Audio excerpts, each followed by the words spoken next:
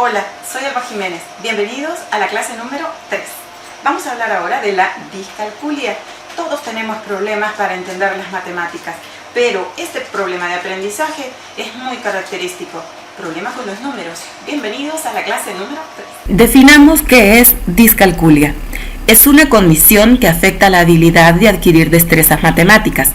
Los estudiantes discalcúlicos pueden experimentar dificultades para entender conceptos numéricos, falta de comprensión intuitiva de los números y tener problemas para aprender hechos y procedimientos que involucren números. A menudo se le describe como la prima matemática de la dislexia, pero una prima que es poco conocida y es muy común. Esto es curioso. Enterarse de su existencia fue simultáneamente una fuente de irritación y alivio. Hay muchos escritores que interpretaban que la gente sencillamente le tenía pavor a los números, que un estudiante no se aprendía, por ejemplo, el reloj con los numeritos y que tenía que practicar mucho y no se entendía por qué, que no podía sumar un simple 2 más 2. En algunos niños con discapacidad matemática, la memoria de procedimiento no funciona bien, es decir, les es imposible memorizar un procedimiento matemático. Por eso las habilidades matemáticas no se automatizan. Varios estudios han demostrado que la discalculia tiene un alto componente hereditario.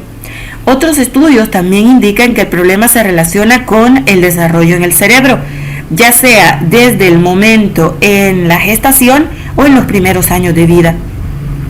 No obstante, también hay expertos que coinciden que si el problema se aborda en el momento indicado y de la manera adecuada, se pueden obtener buenos resultados, similares a los que se logran cuando queremos superar un problema de dislexia.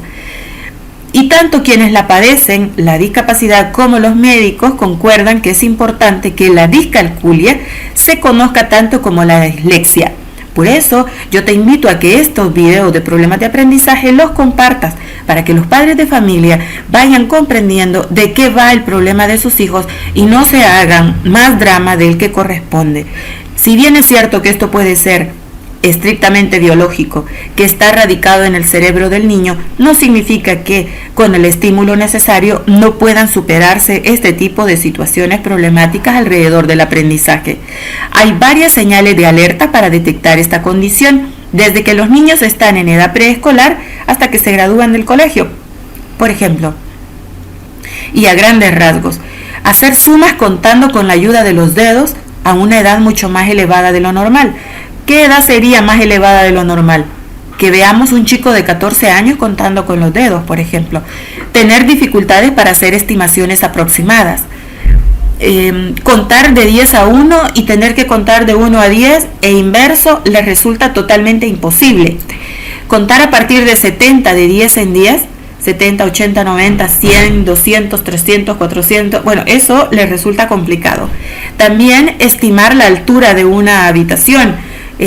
Usted le dice, por ejemplo, esta pared del aula tiene 60 metros y el niño dice sí, un chico de 16 años, sí, tiene 60 metros.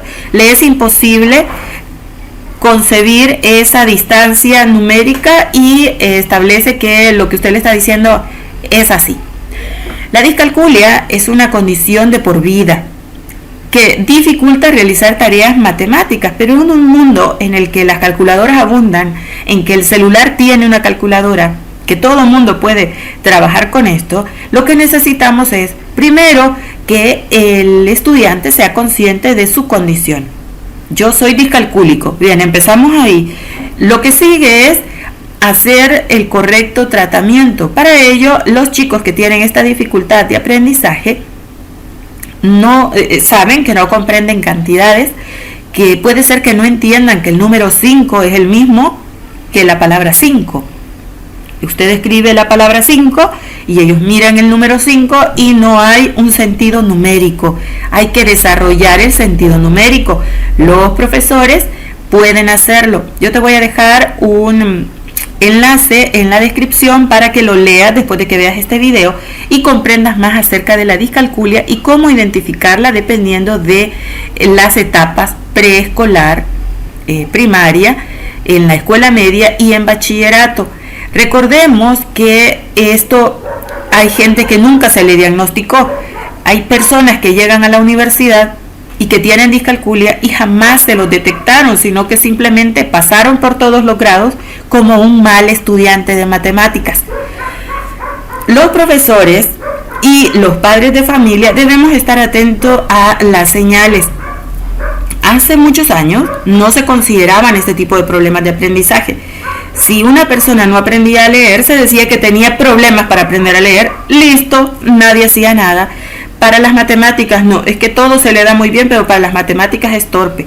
Ahora sabemos que esas condiciones tienen un nombre y que en realidad en el cerebro está pasando algo por lo que a la persona le resulta imposible establecer cómo se hace una suma, por qué hay que memorizar números, qué es un porcentaje y toda la parte que tiene que ver con el sentido numérico. Ya dijimos que las posibles causas de la discalculia puede ser genética, el desarrollo cerebral no se dio bien en el momento del embarazo, el ambiente también, por ejemplo el síndrome alcohólico fetal, es un hijo de padres alcohólicos, puede tener discalculia, una lesión cerebral que se puede dar incluso cuando el niño anda aprendiendo a caminar, que se golpea mucho constantemente la cabeza, puede llegar a tener una lesión cerebral que le origine una discalculia adquirida. Es decir, no vamos a culpar, no es papá, no es mamá el culpable, sino que hay una lesión, hay algo en el cerebro que no anda bien.